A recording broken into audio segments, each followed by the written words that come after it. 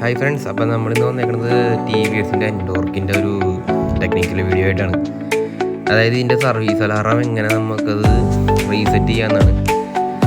അപ്പോൾ ഞാൻ കാണിച്ചു തരാം.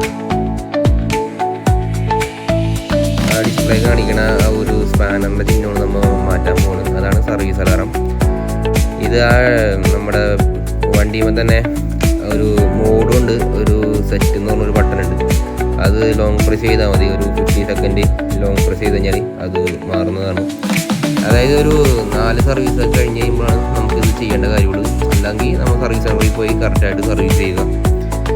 4 സർവീസ് ഫ്രീ സർവീസ് കഴിഞ്ഞ് കഴിഞ്ഞാൽ നമ്മൾ അത് സർവീസ് സെൻ്ററിൽ പോകേണ്ട കാര്യമില്ല. ശരിക്കും നമുക്ക് തന്നെ അത് മാറ്റാവുന്നതേ ഉള്ളൂ. ഓരോ ഇടയ്ക്ക് ഇത്ര കിലോമീറ്റർ കഴിയുമ്പോൾ ഓയിൽ ചേഞ്ച് ചെയ്യുക, അതൊക്കെ ചെയ്ത് കഴിഞ്ഞാൽ ഓട്ടോമാറ്റിക് അത് നമുക്ക് തന്നെ ചേഞ്ച് ചെയ്യാവുന്നുള്ളൂ. അപ്പോൾ ഇതറിയാത്തവരുടെ വേണ്ടിയാണ് ഈ വീഡിയോ ചെയ്തത്. ഓക്കെ.